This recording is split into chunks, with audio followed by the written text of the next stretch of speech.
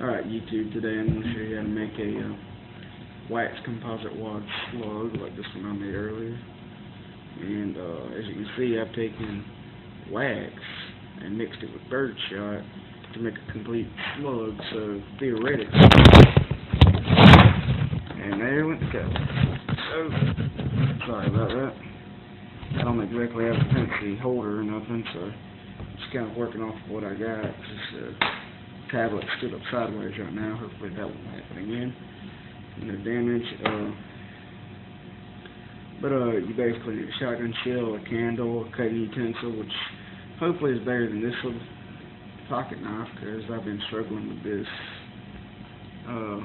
wad for the last 2 to 3 minutes. I don't have anything sharp enough to cut through that plastic.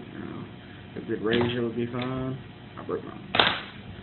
But while I'm working on this, getting this packaging out real quick, I want to go ahead and say that if you're a freaking hippie, anti-gun, liberal freak that wants to get on here and look for reasons to mess up and put some fuel to your fire, well, don't. Just go ahead and start backing out. This ain't for you. I'm from Alabama. This is Alabama. Ain't even 3,000 people here, and we don't much approve of your bull crap. So right now what we're doing is taking the unpacking out very slowly due to lack of proficient cutting utensils. And as I said, theoretically, it's supposed to hold all the birdshot together until it reaches a target. And when it reaches that target, the wax will kind of act as a bind, holding it together. And allowing for better hold of all those little 7.5 shots together. Now you can use any type you want, really. But you already got slugs in the house. Ain't really no person messing them up. But this is a devastating little round that made good for home defense or just good old target shooting, whatever you want to do with it. I don't care. Personally, I just like having fun with them. Go down to the target range, you know. It's nice to have a hobby. And yes, I have completely neutral talk when I'm trying to get this crap out. It's really on my nerves. I want to make it look good, you know. Make less.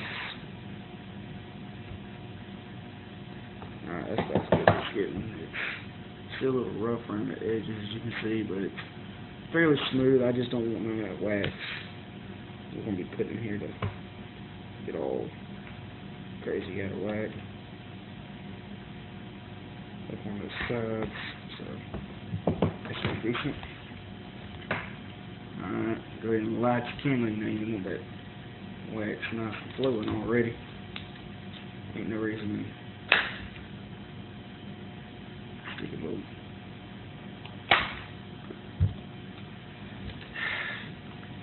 I'm going to go ahead and tell y'all, use some diamond matches, but not these little, what are they called, green light ones. They suck. I don't know. Don't make a smoke detector going off, you know. But while we go ahead and get that little bit of wax hot, I'm going to go ahead and take some of the pellets we dumped out earlier. Just make a nice little coating in there so that it covers the bottom. That's going to be kind of the base that wad's going to push out firmly instead of loosely. It does make a huge bit of difference. But mostly towards what you're looking for. More power, you want firm base, more spread in case the wax breaks up. It don't have to be so much space. It's all more or less just factors. Well, we almost got enough here to lay down our first little bit of wax.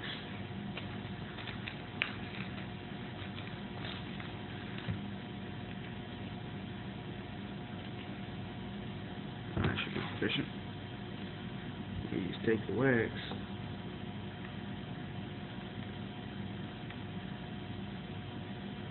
Just drip your layer down there. So it covers all the little shots.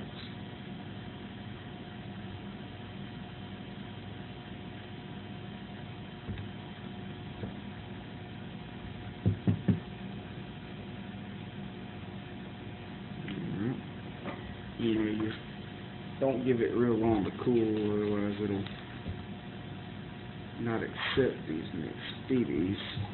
Now it's a piece of metal in there. Not metal, but a plastic, it's coming out.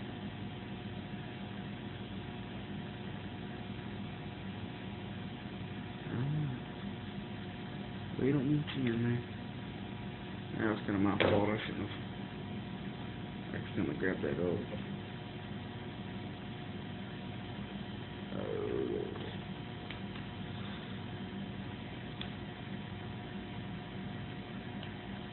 Let's start up. Add some more of these nice little pellets in there.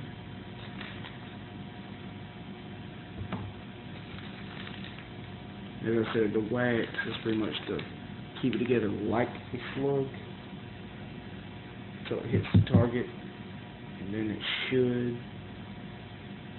Last time I tried it, it did. It worked fine. But the point is to keep all the little parts together until there's more devastation.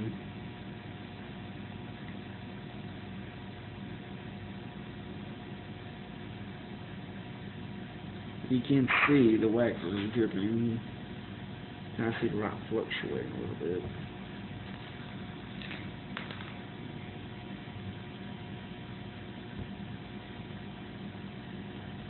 Try to not spill as much as I have.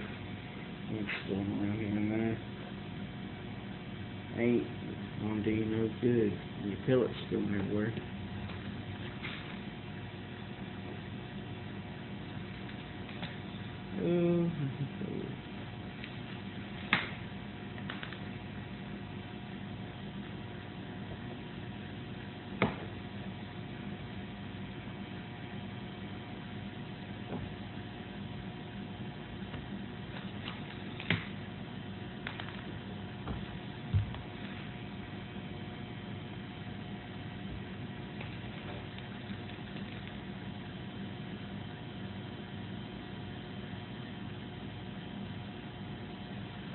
Now, how many pellets you add in is mostly up to you, but I usually try to fill it up as much as I can. You got to keep them all around in that wax, so otherwise you're defeating the purpose of the wax altogether.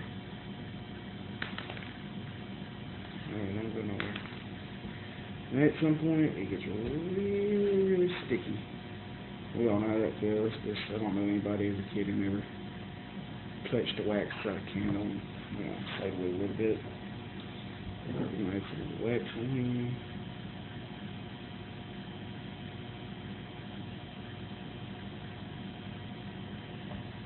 That's looking nice.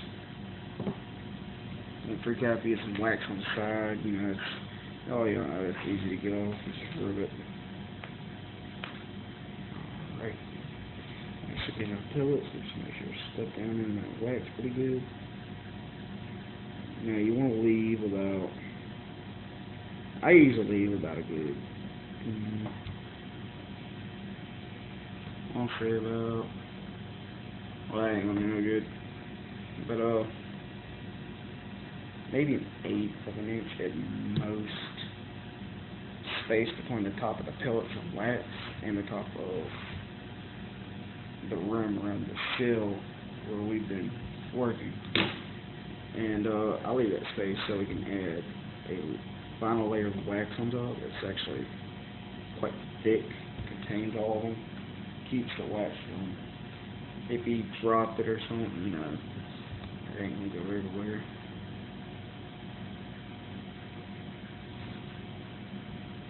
Alright, that's pretty much it. You just, you know, pull them off, add wax on top to you, flush around the rim, and then it looks something like that.